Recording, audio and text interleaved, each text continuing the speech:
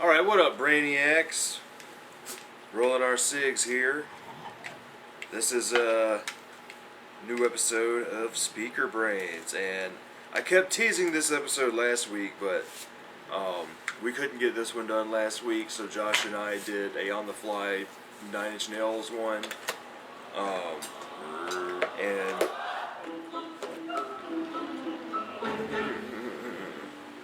we're just playing a game. Yeah, Styley is playing Peggle. Was it Peggle 2? Peggle 2 on the Xbox 42. So 18. we've talked a lot of shit about Red Hot Chili Peppers over the years, and we've talked about doing a Red Hot Chili Peppers retrospective for a while, and finally got to it because boom, honest thing here. I own, what Chili Peppers albums do I own? I own their first album, I own Mofo, Party Brigade, I obviously own Blood Sugar Sex Magic, and I have One Hot Minute, and Stas bought Stadium Arcadium when it came out, but one of the discs is missing. And Yeah, I have that's Out in not LA, and I have the Search and Destroy, or Seek and Destroy. Yeah, you got like a maxi single thing. Single thing. That's cool. And that's all I own from them. Alright, well, the only one that I ever got around to listening to all the way through was Mofo, Party Brigade, and One Hot Minute. And I dug One Hot Minute when I first heard it, and I loved Mofo, Party Brigade, but this was, Zach has all the Chili Pepper stuff, and I always talk shit about... No, I don't have the one you have. Which one? Mofo? Party shit? Is that the one with Fight Like a Brave? Maybe. I don't have the one with Fight Like a Brave. That's the one I don't have. Is that on there? Because I get Fight Like a Brave mixed up with, yeah, Fight Like a Brave. I always get that mixed up with something, the one off of, That's the one that's got me and my friends. I don't have that. I always get that song mixed with, one of the songs on Mother's Milk. Oh, and you also have like a, Out in LA? Out in LA. Yeah, I have that. Yeah. And, well... I got a greatest hit that came out. It's like a 10 fucking song thing that I got at Goodwill when I got pretty much the majority of my Chili Pepper list or collection. Yeah. I got pretty much the whole chunk there. Like One Hot Minute, the first one. And see, that's where I found Mofo, Party Brigade. Really? Mm-hmm. That's cool. Like, I found a whole fucking chunk there. Mofo dude. Party Brigade? No, damn it. The Uplift Mofo Party Plan. That's such a whatever, man. tongue twister of a fucking album title. Mofo Party Brigade. That I goddamn always fuck it up. Mofo Party Brigade. that should be our funk group. Oh, if we do a funk album, it's gonna be Mofo Party Brigade. So, alright. I always talk shit about Mofo Chili Party Peppers Brigade. from Californication on up. And really, I do play up... That's when they became the most commercial. I do play up my hatred for that shit, mostly because I didn't like many of the singles that I heard, and all of that, and so finally I really wanted to do this so I can hear every single album and see what it's more all about, because like I said, I have a handful of Chili Peppers records, and I just never got around to listening to them all the way through. But I always held on to them as a child, you know? Because that shit was cool. That was the first thing that I remember was the reason our dad introduced us to it. Because they was always in their underwear, Dad said. He's like, they jump around in their underwear. But it was the bass player. The bass player he liked. If Dad liked a bass player, he would talk about it. And he would introduce... It was like the same thing with Primus. We wouldn't have found Primus as early as we did if it wasn't for Dad. Just being into really good bass players. So I took notes, because last week I listened to all the albums up to Californication, and just now we just got finished going through pretty much a fucking crash course of Californication to I'm With You. And I have notes that I wrote last week on those albums, because there's things I wanted to bring up that I knew I'd forget. But since these right here are fresh on my mind, You got it. I fucking got it. So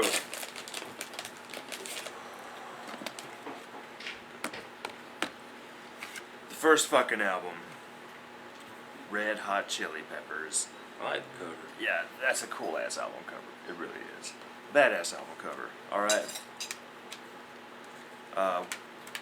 What do you know for sure? I only heard it once. All the way through. A couple years ago. I was on a Chili Peppers kick. And that was when I got them all at Goodwill. I spent like $10. And got pretty much the whole chunk of Chili Peppers albums. But I listened to them all from the first one on, of what was there. You know, they weren't all in chronological, or they were in chronological order, but there were a couple that I didn't have that I had to skip. Mother's Milk was in there. I already had Blood Sugar Sex Magic and Stadium Arcadium. Those are the only ones I had until I went to Goodwill. And that was the year the new one came out. So that was just 11? yeah.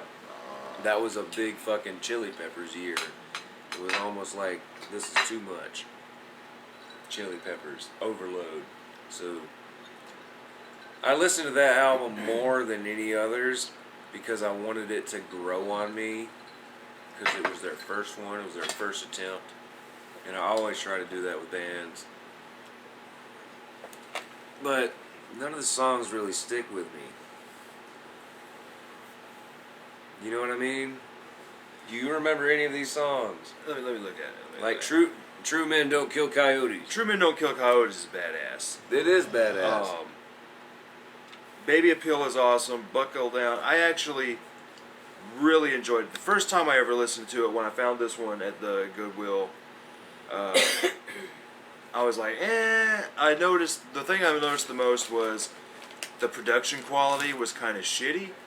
But when I listened to it last week, I really dug the low quality of it, because there was a rawness to it that you don't hear on much of their shit. And it's a really short album that, like, Police Helicopter's really cool. Grandpappy Do Plenty is really cool. Like, the whole album is pretty fucking solid. But there's one song I wrote here in my notes. Alright, this is 1984. And it's got Anthony Kiedis, it has Flea. The drummer is a dude named Cliff Martinez. And his drumming's alright, you know, pretty fucking good. The guitarist is Jack Sherman. Standard funk guitar shit. A little punkiness in here. They do have a raw attitude on their first one. Yeah, this one, There's a lot of angst. this one really throws, I mean, it's all about fucking sex, it's all about fucking Drugs, rock and roll. yeah, and you know, that's really all they fucking sang about for the first half of their career. And this one just really starts it. But the one song that is weird to me is Mommy, Where's Daddy? Because you got a little girl that's all like, Mommy, where's Daddy? And like, he's singing these sexual lyrics and shit to her, and I'm like, so is this like, are you like telling your girlfriend to call you Daddy? Or is this like your kid? What are you, that kind of fucking threw me off. I'm like, what the hell's going on here? Like, did anybody say, you know, this can be looked at a little weird, y'all, but Dude, I fucking they were all on heroin. yeah. I mean, but I mean, it's a pretty good fucking album. Kind of threw me off, like, with how good it was. And It's a good start. It damn sure is. Okay, what the fuck else is happening here? Oh, they out of order. I have no fucking clue. Okay. The next fucking album is a year later, 1985.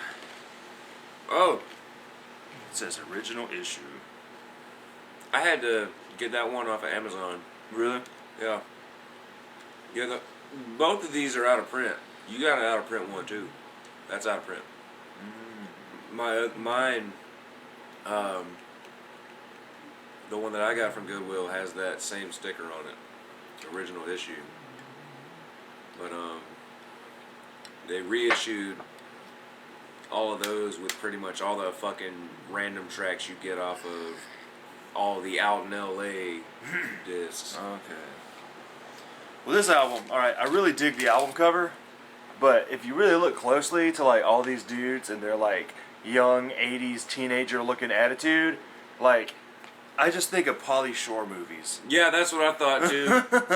It was a fucking Pauly Shore cover. For real, like, I just think of fucking the Weasel coming out Weasel. fucking in here talking about some shit, dude. But this album, man, I love that one. it is This is one of my favorites. fantastic. And Yertle it's- Turtle. Yeah, Yertle the fucking turtle, man. Dude, like, look at this. Alright, look at my notes for the first album, and look at my notes for the fucking second one. Fucking, like, that one fucking, there was so much that stood out to me on that album. Dude, alright. One of the main reasons that I sought out to buy this album was George fucking Clinton. George Clinton. That was one thing Fucking that I thought was Parliament. very interesting to me. Was like, he produced a Chili Peppers record. That's way too No. cool. That's way too That fucking cool. is really cool. And it's their second one.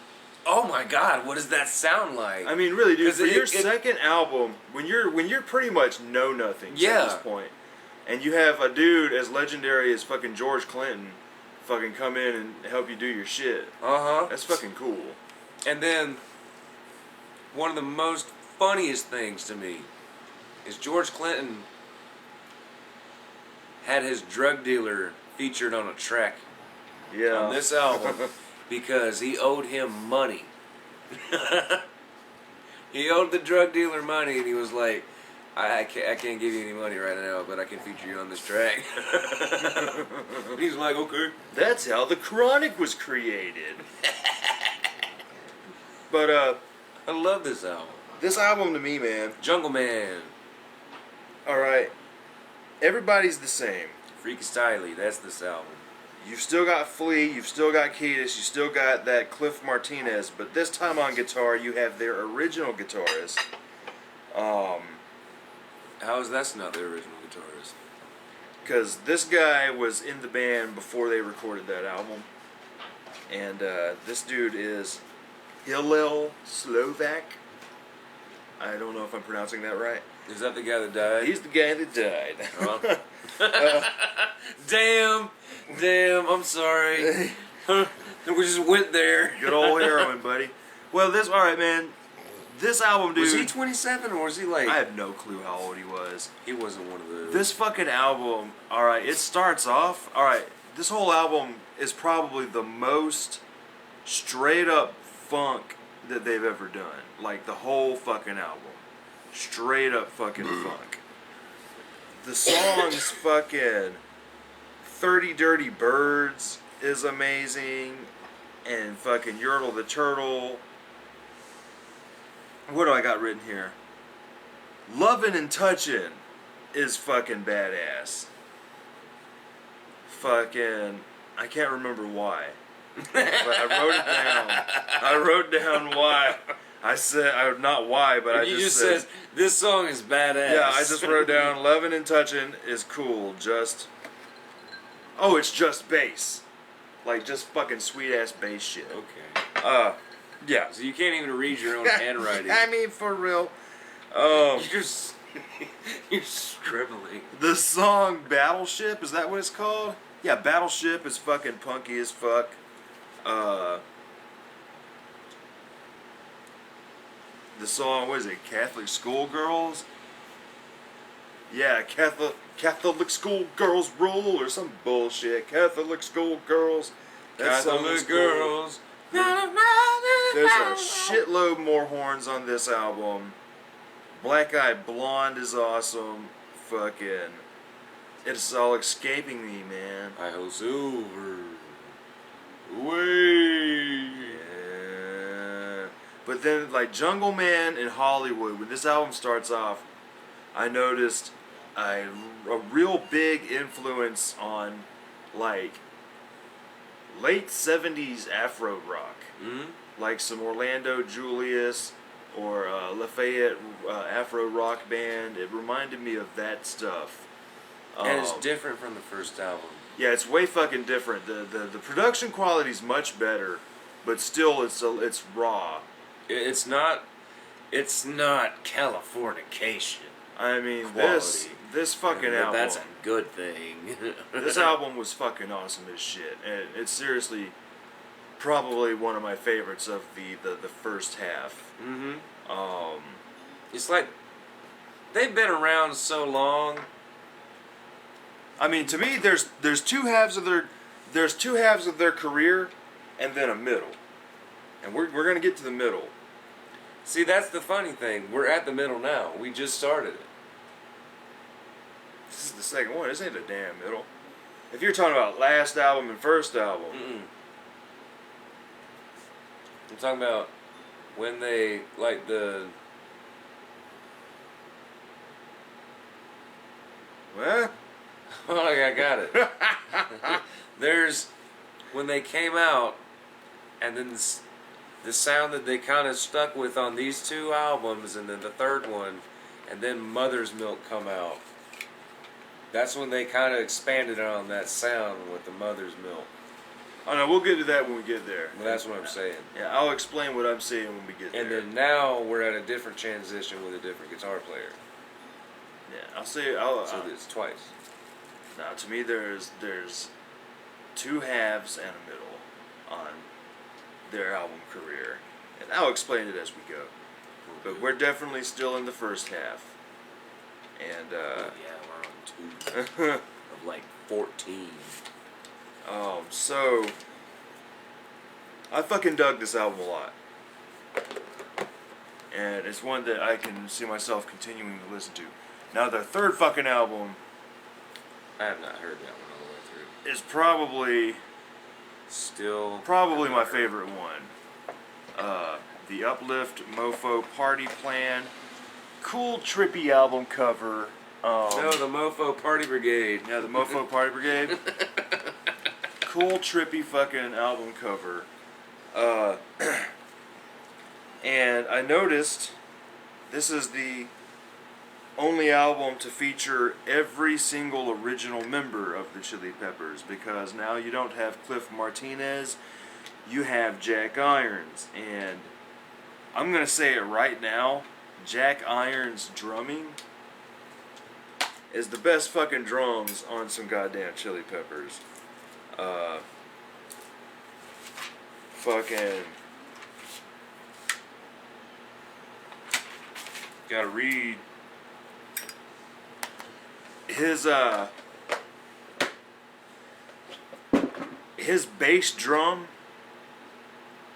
hits every single bass guitar note that like Flea fucking hits. His bass drum is hitting at the exact same time. So like if fucking Flea's going boom boom boom boom boom boom boom, that's what the fucking bass drum is doing. It's going doo doo doo doo doo doo. And it fucking, I like that better than a straight, as using the bass drum as a beat, you know? I like that much better. Like that's a huge thing with me when it comes to Le Sex Sistero White Zombie album, because that's how the drums and the bass and the guitar flow on that album. Like it's fucking together like that. But then when you get to Astro Creep, the drums just kind of turn into a beat. And those are my... Well, Astro Creep is kind of when he found the White Zombie, or the Rob Zombie sound. Yeah, kind of more in between though, because like it still sounds like White Zombie, but not as good as White Zombie. as far as Astro Creep goes. Like, I don't know. It gets There are Astro some Creep is just songs- more industrial than There are some songs on, in my opinion, it's not everyone else's, so don't hate me. There are some songs on Astro Creep that are reminiscent, or he took ideas from what worked on that song. Would work on another. exactly. That's the truth. And that's what he did on Hellbilly Deluxe. Hellbilly Deluxe, exactly. That I'm is not, true, I'm not though. saying every Rob Zombie. I'm saying the first Rob Zombie 'Cause it was does. kind of another Astro Creep. It sounds a little. It sounds like Astro Creep without the psychedelicness, Mm-hmm.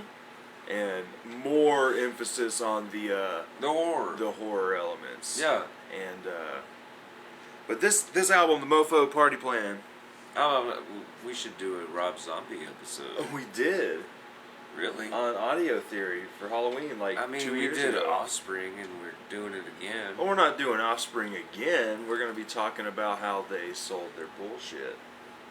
We just gave it away. Gave it away. Spoiler alert. Yeah. Anyway. We're gonna click on it. There's more funk metal on this album. The production has a very bright kind of sound to it. Like everything is more sunny, if that makes any kind of fucking sense. There's a lot more punkish stuff on this album.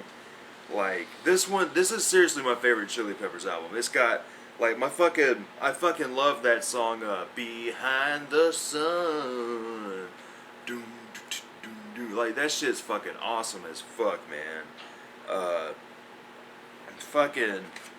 It's hard to read these tracks because it's all in a circle, but like, yeah, Funky Crime is badass. Funky Crime, and me and my friends, do. I know Fight Like a Brave. And Backwoods, take me to your backwoods now. Yeah, I remember that one. Fucking Skinny Sweaty Man. Fucking A, dude. Subterranean Homesick Blues.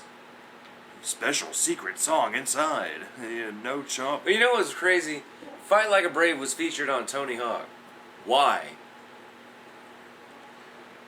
Like, the first Tony Hawk game is like this fucking fast skateboarding punk music. Why is Fight Like a Brave on there? How do you skate to that?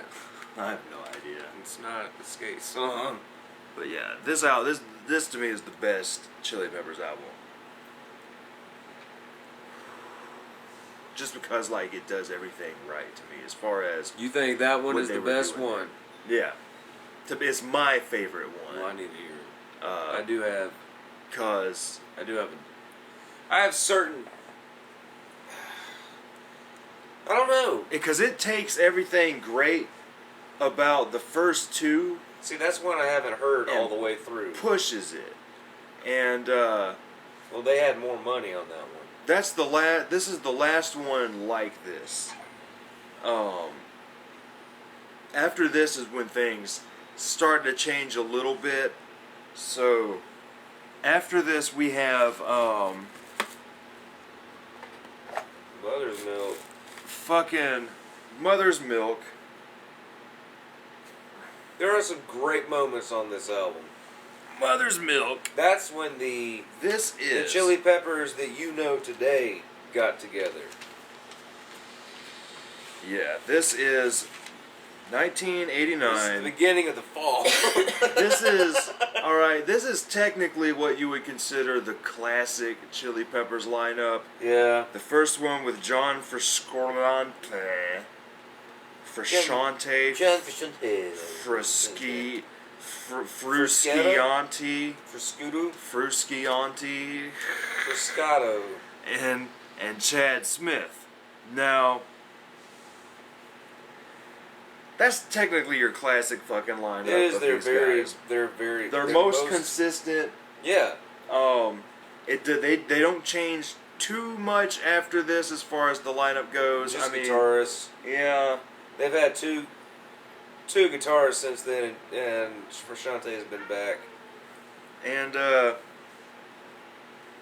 But the drummer has stayed. He's like, hey, this is. I'm gonna be your Ringo. now there are. That's the best analogy for Chad Smith. I'm sorry. I'm just gonna be your Ringo. You just need a beat. Yup. Well, that's all you need. God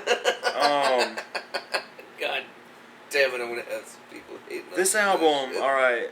There are That's several noticeable things about it. All right, what do you got to fucking say about Some Mother's Milk, man? Well, the music is very different. The sound it changed drastically. I say you really got to hear the Mofo Party Plan. Really? Yeah, Really? yeah. Okay, well this is the one that I got. This is my opinion because I haven't heard that one.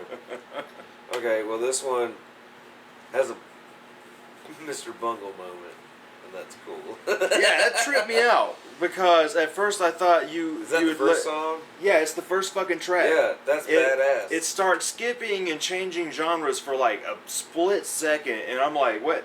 Is it skipping? Is it fucked up? Because there are many albums that I've had that would be scratched, and when it skips, sometimes it will play moments from other songs in that same song. My Mortal Kombat movie soundtrack will do that, and it tripped me out. I'm like, that's weird. But it was really cool if they did that for real, and I like the fact that they just did it for real, and because it makes you think it's fucked up, but when you don't hear anything else on the album like that, I was like kind of disappointed. I was hoping that they would dick around like that a little more. Yeah, but it was just a little awesome oddity that you'll never get to hear them do again. Yeah. And then you also get what was sampled from that awful fucking band, Yeah. Crazy Town. And which song is that? I don't know the name. I've got it written down here. Magic Johnson. Yeah, Pretty Little Ditty. Pretty Little Ditty. That's a badass song. And that one part is only like a measure or two. Yeah, and it's so fucking awesome, but to me, that one little part that Crazy Town samples sounds better In because the Chili Peppers song. yeah, because it's built up to. Yeah. And it fits. Crazy Town just looped it to make it a thing. And I mean, it sounds cool in the Crazy Town song, but that's sadly the only good thing about that song. Yeah. Is the Chili Peppers. and it follows that thing. Don't play a better song. Yeah. Your shitty ass song. Yeah. And they could never follow up on them doing something over a shitty song. I mean, for real, like their second single should have just been them sampling some goddamn Fatboy Slim. fucking Give It Away Now, right? Their second single should have just been you know that. Well, what is that world song on Califuccation? All around the world. Yeah, so yeah, that's what Crazy Town shit. Their second song should have just been just over and over and over for like 3 minutes. And then they just make nonsense of them. That's Crazy Town. This one, man.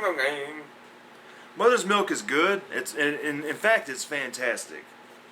It is. But there are many things that I noticed. I mean, it does have the their version of or their cover of that Fire, that Jimi Hendrix song. Is that Jimi Hendrix? Oh shit. Let me stand next to your fire. Let me stand next to your fire. Oh really? Higher Ground. Higher Ground's a cover? That's the song I always mix up with Fight Like a Brave. Ah. So who the fuck does Higher Ground? Stevie Wonder. Is that Stevie Wonder? I have no fucking clue. I didn't even know it was a cover. Are you serious? I mean, really? Oh my god. Okay, Google. Who originally did Higher Ground? You gotta do it live, bro. You gotta say, okay, Google, what's the most important meal of the day? The Google voice fucking sounds like Daria. Like, every time I hear the Google voice, I just think of Daria fucking talking to Jane.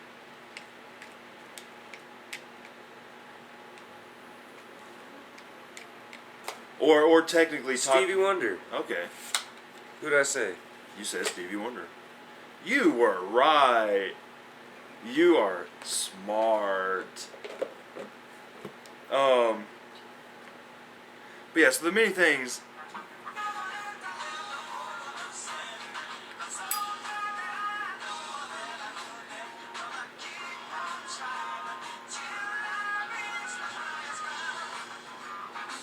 Damn, that's badass. I know, actually. right? You haven't Shit. heard the original? Oh my god, dude!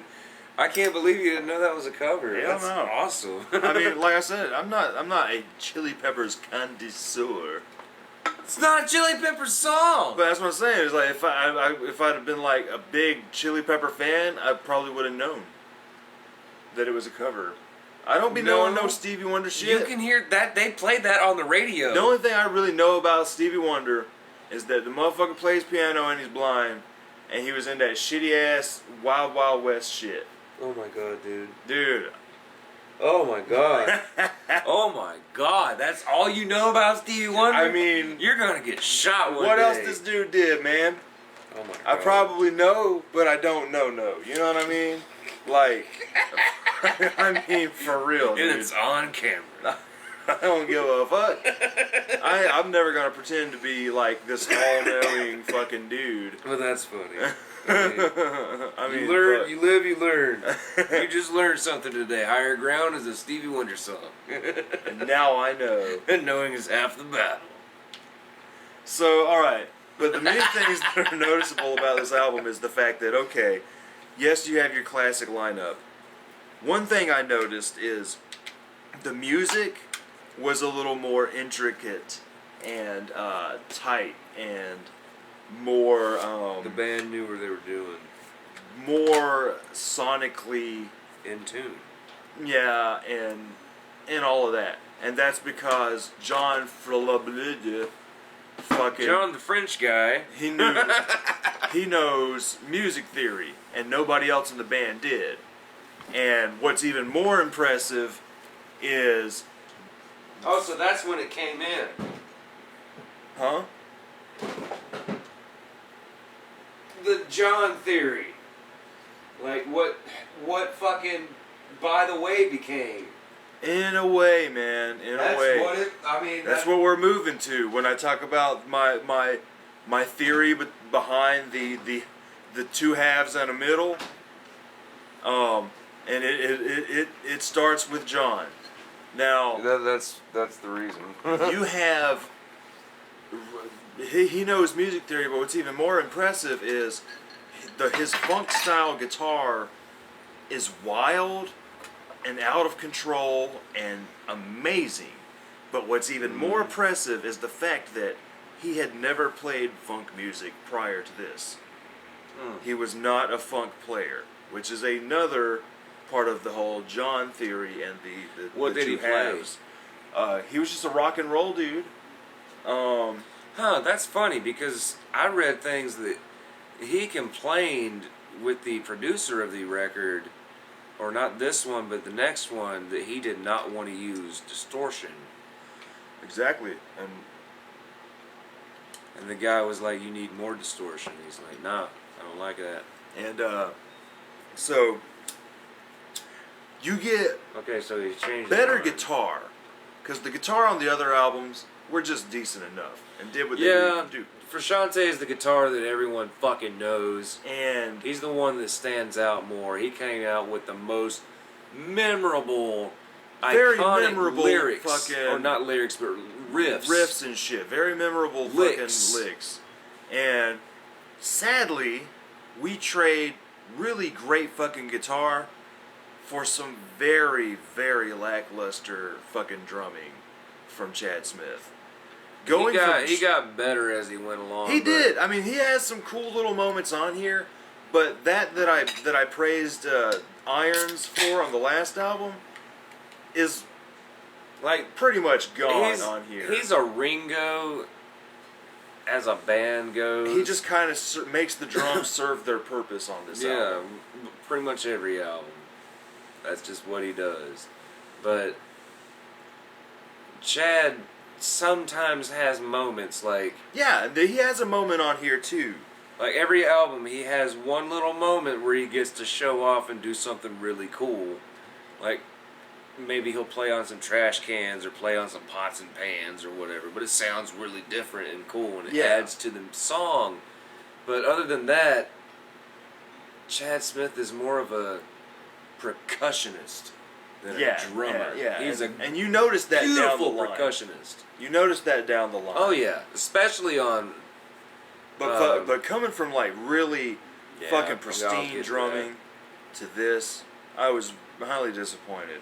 But then like songs. And that dude was only on there for one album. That one good drummer. Yeah, he's on one song on here though. Him and Slovak actually, track 9. Oh. But on Mother's Milk. Mhm. Really? Because it was apparently recorded beforehand. Oh. What's the song called? Whatever track 9 is. Yeah, dude. I remember when CDs. Fire. CDs used to be easy to fucking read. Yeah, now I'm getting old. Probably need glasses. You know, But, vinyl is so much easier to read the songs. I feel like Dad's trying to read this. Big. Dad's like this when he's trying to read shit. I'm like, what? Yeah, I'm like, I gotta fucking go fucking close. Because we sit here with goddamn mobile phones in our face and shit. We're going blind. But the biggest thing that I noticed is the production quality, and a lot of these songs sound almost identical to the Mofo Party Plan album. The production has that exact same brightness, the exact same Mofo energy. Party Brigade? Yeah, it has the same energy, the same fucking production value. It's just the song that was left off of that session. I'm talking about the whole fucking album. Sounds like Mofo Party Plan. Okay. The production, the energy. Even you with just a different trade band? You just trade drums for guitars, in as far as Drums and guitars. No, you trade drums and guitars, but the guitars are standard on Mofo. Guitars are better on Mother's Milk. Okay, so drums are better. You just trade drums. Yeah, you trade drums for guitar. You get rid of good drums for a better guitar, or you get amazing drums for okay guitar. And that's really the biggest switch amongst these two albums to me. Okay. There are some more slider changes that you can hear, that what they're about to wind up doing on Blood Sugar Sex Magic, but it's not. There was no melodies. Yeah, it's still, every song is still straight up, I'm gonna rap like this. Be tough guy. Yeah, I mean, it's just nonsense. When I'm gonna rap, I'm gonna talk like this. Every song. Gorilla, Contilla. Yeah, every fucking song is I'm a exactly like that. Killer. You don't hear any actual singing from Anthony Kiedis until you get to Blood Sugar Sex Magic. Yeah, that's when. And that's when he thought, well, maybe I can be a white boy. But oh my god. I've been trying to be black way too long, so I'm gonna sing really nice and then rap a little mo. Is this the beginning of Linkin Park? Hubba dubba wibba dubba wabba lubba doo. I'm gonna sing some more. You, dubba dubba doo. In a way, dude. Dubba dubba doo. You, in a way, you can sort of blame rap rock on Chili Peppers. But I wouldn't. I mean, you can, but well, it's good on Chili Peppers. I like it when Anthony Kiedis I is like all it, like, yeah.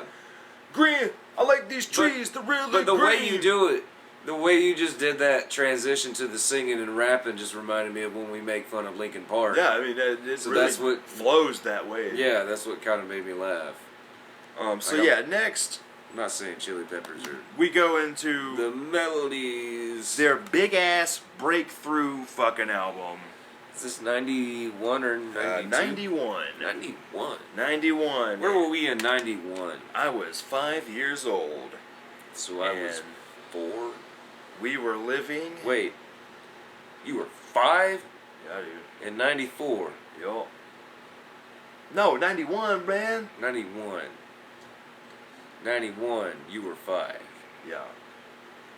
6 in 92, 3 in 97, 8 in 94, 9 in 95, 10 in 96. Oh. What up, So dude? 91, you were 5. Yeah. So I had to be 3? Pretty much. No way. Yep. And I remember every fucking music video like it just came out. But we weren't watching music videos in 91 like we were in 94. But was it 94 when it really started heavy? No, I'd say 95 was heavy, and 96 was the big bump of constantly watching music video when we became Beavis and Butthead. Oh yeah, that was the year we became But 94 Beavis was and Butthead. like when we started to pay a little more attention to MTV and a little less attention to Nickelodeon. Like, it was kind of half and half then. Yeah. Because We had variety. So, content. this album. Kitty. This album. Tell me some things about Bloody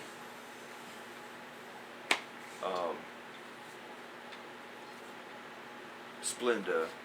This is the one fucking album that everyone knows every song off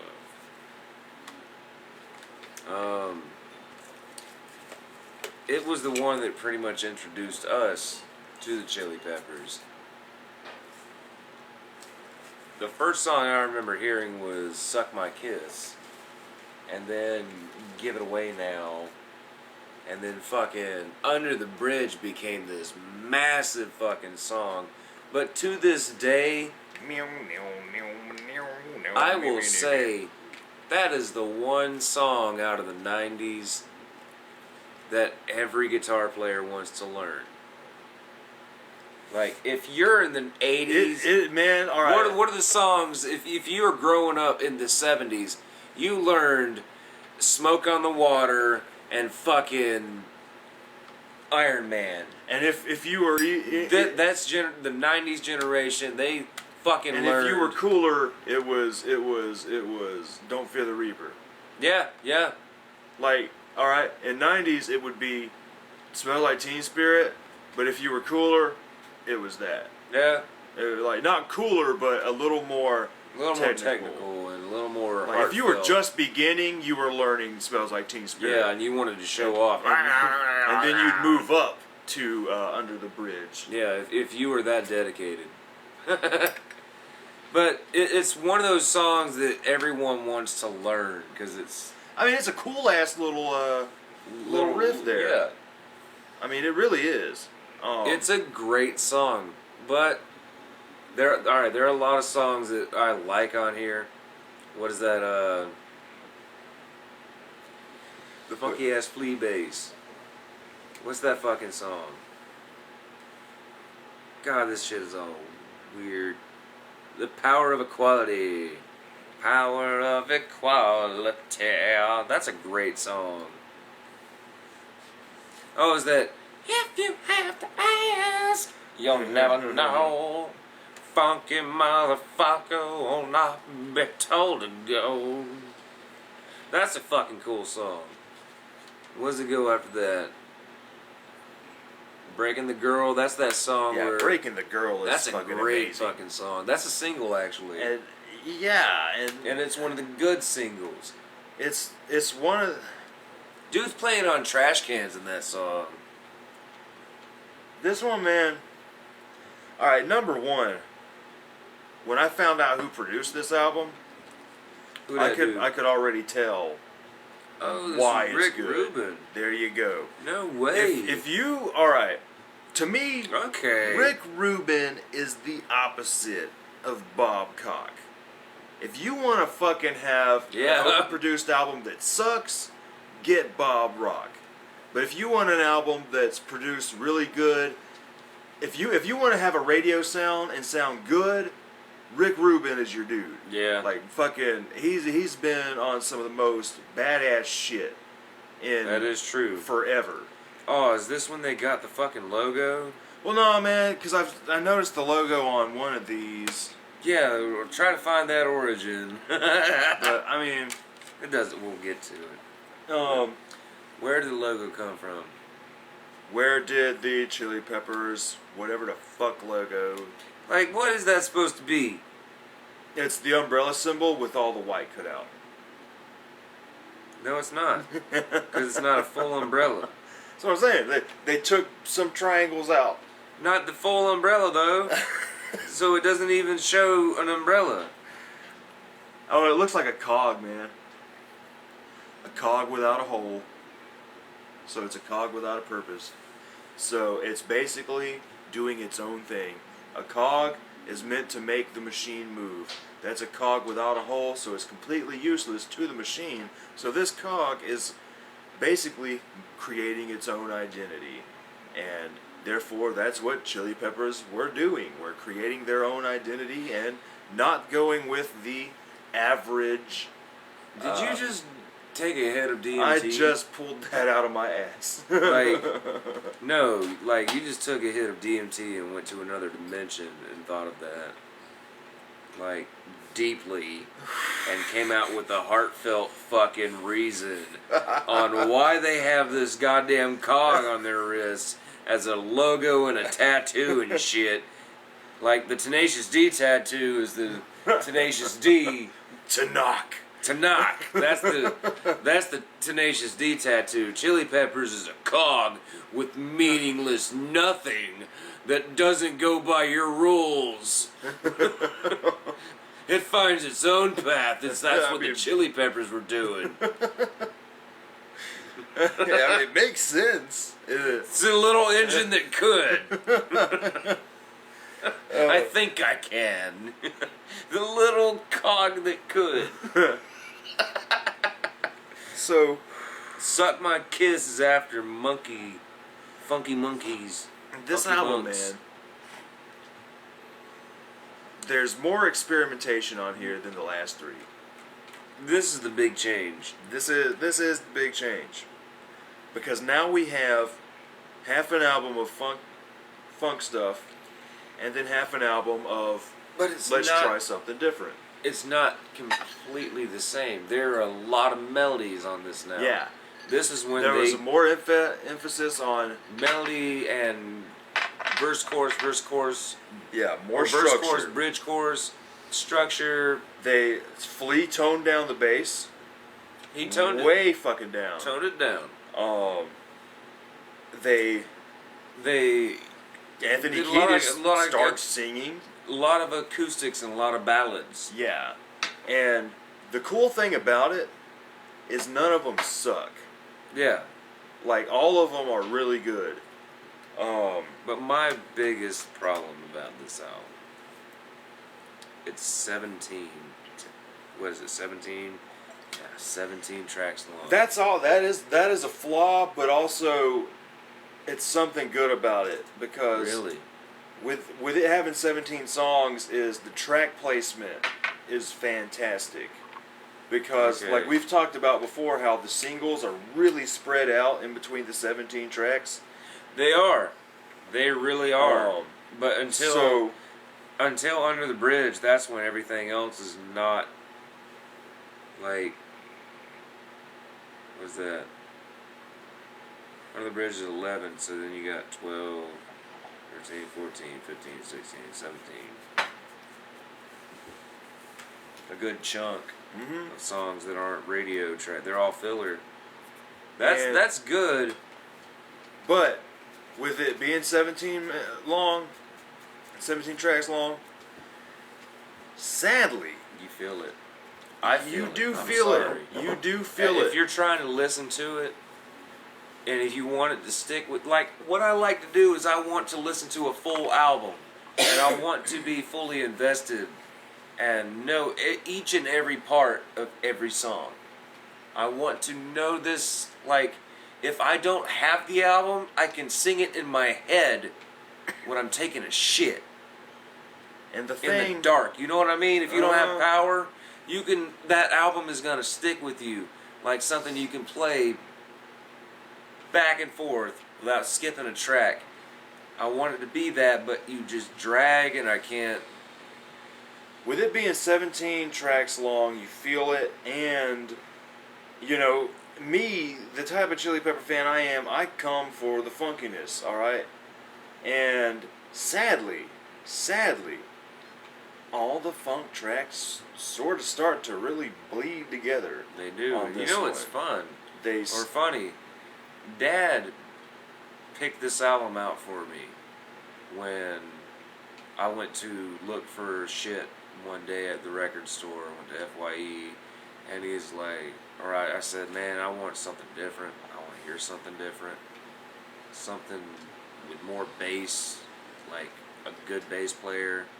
And I was looking for Primus and shit, and then he pulled that out, and I was like, it's cheaper. It's got more songs, and that was my fatal flaw. Because I wanted more songs because I didn't have much money, and I was not sure when I get another album. So an album that had more songs on it seemed more value to me. If that makes It makes sense. Yeah. So knowing that all the funky bass shit all bleeds together now. And that's the thing. It's funny that Dad says it's good. It is good. It is good, but Dad's like, it's really good. But see, the thing is to me, it made sense for them to change it up like they did on this album. Because already we had 3 great albums of amazing funk, alright? What this album does is it shows you the value of their change. Because, like I said, I come for the funk, but to me, the non-funk songs on this album are good. Some of the best songs on it. Yeah. Like Breaking the Girl and Under the Bridge. Even Under the Bridge. I don't like Under the Bridge as much as the Give It Away Now shit. Give It Away Now is kind of has a funky. Yeah, it's one of the better funk songs on there. Suck My Kiss is more of a rock song. But that's the thing about this album is it shows you the value of these non-funk songs and shows you why they can be good not doing straight up funk shit anymore, and it makes sense. Psycho Sexy. Yes, that song is good, but isn't that the like long ass fucking song? That is 8 minutes long. Yeah, that one's a little. And didn't you say earlier when we were listening to Californication, Chili Peppers is a band that doesn't need to do long songs? Yeah, Chili Peppers is a band. Because their longest song on there was Californication. It was like 5 minutes long. This Sir Psycho Sexy is 8 minutes and 17 seconds long. Yeah, they're a band who don't do well with really long songs because everything kind of just gets lost. Because, alright, they're a band that's full of energy on short songs, and then the very non-energetic songs are better, shorter as well. Yeah, and their last couple albums did have some songs that reached the 6 minute mark. And that gets tiresome. It's reaching it when you hit the 4 minute mark. When you're doing scar tissue type shit, yeah, and it fucking reaches 6 minutes long, it's like, fucking A, man. Fucking cut 2 minutes off of that, at least. It's like, fuck you. Fuck you, man. Fuck. God. Like, how much crap do you have to say? Like, how many times do I have to hear the same fucking riff? I mean, over real, it was cool the first time. I mean, like, shit. y'all's little groove was cool the first time. Don't beat a dead horse. So I mean, God, this album to me was a step in the right fucking direction. That's the new Chili Peppers. Sorry. Because this one, like I said, it's half and half. It's good funk shit and better experimentation, and that is why this album is so good to me. Is because it shows why they are as good of a band as they are, and it shows how good they can be, and ultimately it shows how sucky they kind of became. I hate to say it. I fucking hate to say it. But we will get there when we get there. Next, we fucking have What is this? 4 years later.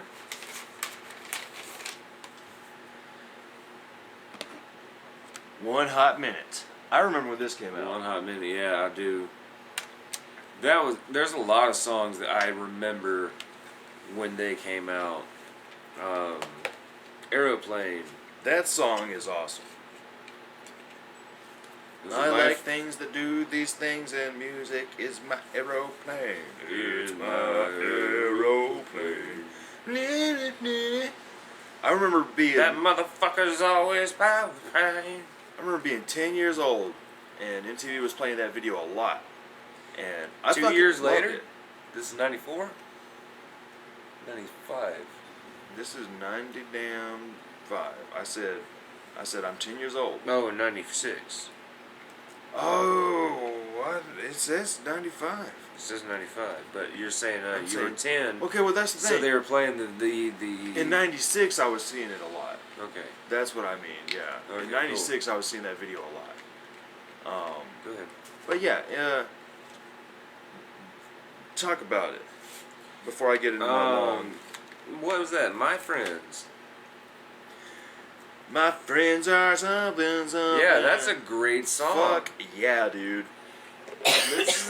This is one of my all-time favorite Chili Peppers albums. I'm sorry.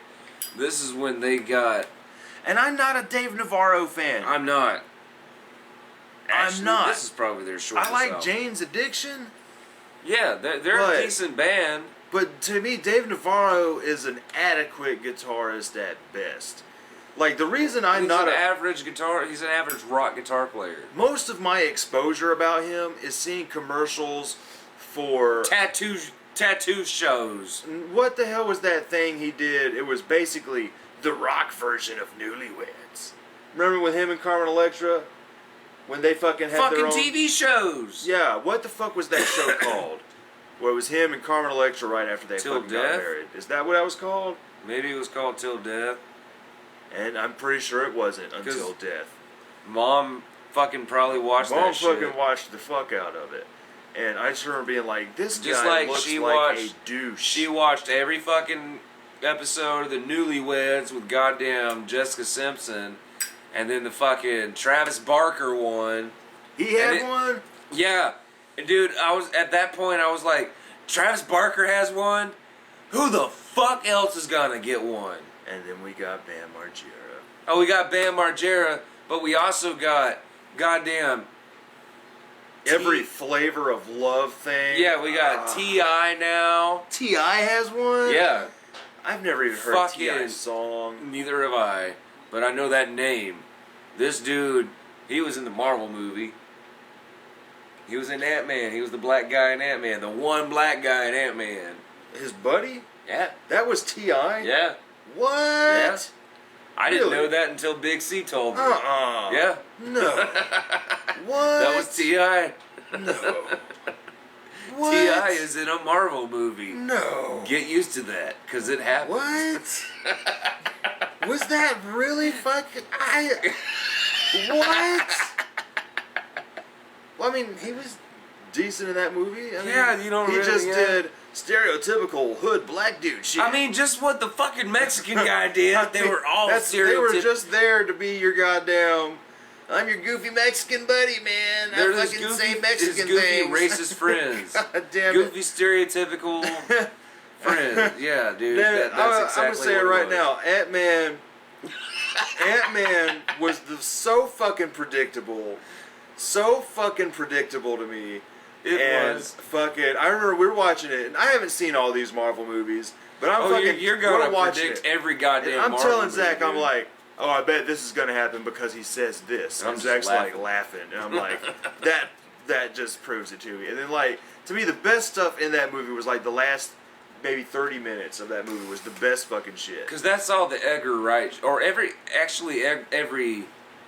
I would love to see what Edgar Wright would have done with that. Every fucking Edgar movie. Wright moment you can tell. There's that one moment where the Mexican guy is telling the story on how he found the tip. Yeah, that's some Edgar Wright shit. That definitely is. And then they call back to that at the end of it. That's more Edgar Wright shit. But then the the very last heist, at the end of it, when it built up to that big fight scene in his daughter's room, that was all Edgar Wright. So, that's fucking cool. Yeah. At least they left some Edgar Wright shit in there. But yeah, that how he's like telling his story and the way he tells it, that is some very Edgar Wright style shit right there. Especially if you've watched Spaced or fucking Hot Fuzz, definitely.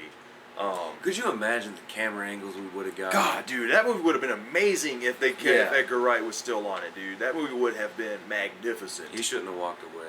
Oh, well, they were fucking him over, man. They were it's pissing him Marvel. off. That's why fucking Joss Whedon left. And they made a shitty Avengers too. It's not shitty.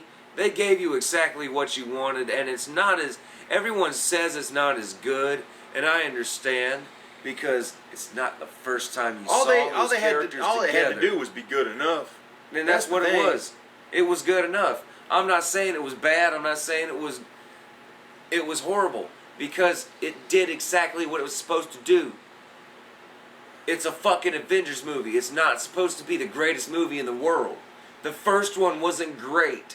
The only reason people fucking shat over it was the first time you ever saw those characters on screen together. And so back on Ant-Man, like the one part that always made me laugh was, all right, they're driving up to the house at the end of it. The Mexican dude and the black dude don't remember their fucking names. And they see all the cops, and he's just like, nope, backing up, backing up. And they're singing a song. Backing up. And I was like, oh, that's kind of funny, whatever. But I mean, yeah, whatever. Best part of Ant-Man was last 30 minutes. You get a lot of that in the Marvel movies, though.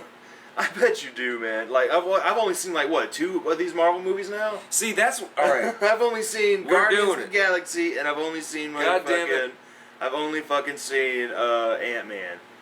We're doing it. We have a fucking camera, and we talk about movies too much. I'm saying it now. We're gonna watch all the Marvel movies like we do the fucking music, and we're gonna talk about them on the camera.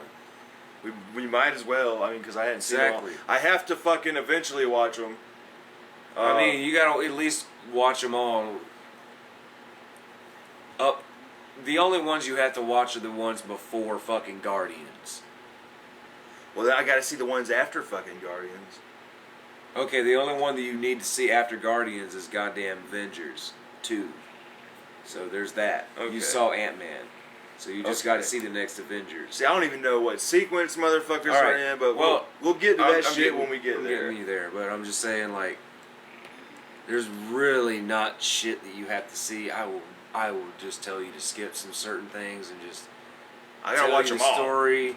Gotta watch them all. You didn't let Stasi watch all the Star Wars before we fucking went and saw Force Awakens. We tried, man. We all fell asleep every time. We did. Every time. And those movies are like 2 hours long a piece. We fucking fell asleep every fucking time. Even the goddamn special editions are longer. I was like, alright, what happened in the third one? Yeah, what happened in this one? Oh, well, Luke Skywalker's a Jedi now, and Yoda died. That's what happened. But, so anyway. Darth Vader's his dad. Oh, one hot minute. I saw that coming. 1 hot minute. Oh, we're on that. Yeah, we spent 15 minutes on Marvel. Talking about a new show that we're going to do in like 2 years. 1 hot minute, man. This is... Alright, here's a little stupid thing for you. Tearjerker. You know what that song's about? No. No, do you have anything to say about Tearjerker? Did I? Let's see.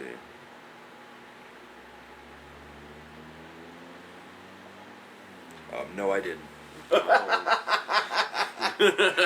I just remember kind of being like, I remember even Josh was like, this song is a tearjerker. I'm fucking bored. He probably did say that. I'm sure, because it kind of is. But it's about Kurt Cobain. Yeah, okay. It's the first song anyone ever wrote about Kurt Cobain. These guys toured with that dude. They knew him personally. So they were really hurt when that dude died. And they were the first band to ever speak out on how they felt or any kind of emotion on that moment. Even fucking Dave Grohl never spoke about it in his songs. Fucking, he was in the band, but Chili Peppers did it on that song. That's what gives it a little bit of, like, he talks about a man would wear a dress. You just listen to the lyrics, he's talking about fucking Kurt Cobain.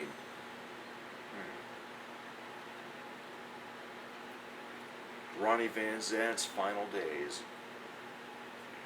That movie was stupid. But you got anything else to say about that one before I get into my rants here? Well, you can get into your rants. I had to take a moment to myself. I'm gonna take a Max moment and fap. What do you got, shit? No. It's coming out the other end. Oh, you got piss. Yeah. Oh. the dogs Well, we'll be do back when Zach finishes pissing. Alright, this might come to a shock to a lot of people. Because, like I said, I'm not a Dave Navarro fan. I don't like Dave Navarro. I mean, As a person, as a guitar player. he just seems like a douche. Yeah, he is a big douche. But, You know what's funny? I saw a meme that's called those douche flutes. I heard it called back then. I've never heard it called that before, but it's funny that I just laughed so. That made my day. I just laughed. The vape 'Cause- wars on Facebook, a lot of people call them douche flutes and shit. Oh, Go back damn. to hitting the douche I'm- flutes and shit. 'Cause I was actually thinking about getting one this week. when I was going through my Chili Peppers Odyssey last week and finishing it up today, Ugh. Today you were more disgusted than you were. today was torture. Last week was Well, at least the last enlightening. album kind of gave you a Kinda- little bit of hope. Yeah, and so I mean, it's nothing that. this one hot minute. If Mofo fucking Party Plan is my number one favorite Chili Mofo Peppers Party album, Brigade. One Hot Minute is my second favorite Chili Peppers album. And I like it. Well, see, I always said that this was my first favorite, and Mother's Milk was my second. And But I still haven't heard Mofo Party Brigade yet. Motherfucker, you sitting here on Facebook and shit. oh, I had to tell everybody we were filming the Chili Peppers retrospective while you were taking your piss. Oh, Anyway, this fucking live tweeting. my second favorite Chili Peppers album, and that it's all because Motherfucker live queefing. all right, you still got Rick Rubin on here. All right. Oh, is it really? Mhm. I was gonna ask that question. Who was the producer on this one? This album blew my fucking mind as far as Chili Pepper shit goes. The same way that Mofo Party Plan did, and but in different aspects. This is the most experimental Red Hot Chili Peppers album there is. Yes, it is. This one Even though- plays with this one plays with your expectations a lot more than the others. This one has the most surprises than the others. This one, Mofo Party Plan only had to be badass funk. This one had a lot of fucking hype to live up to. Yeah, From- it had a lot riding on it because the shit that Blood Sugar. it was riding on Blood Sugar Sex Magic. It's the fucking follow up to that. How do you follow up something that had such success like that and you wait what, 3 years? 5 years? 4 years? No, it's 91 to 95? 95. Damn, it's 4 years.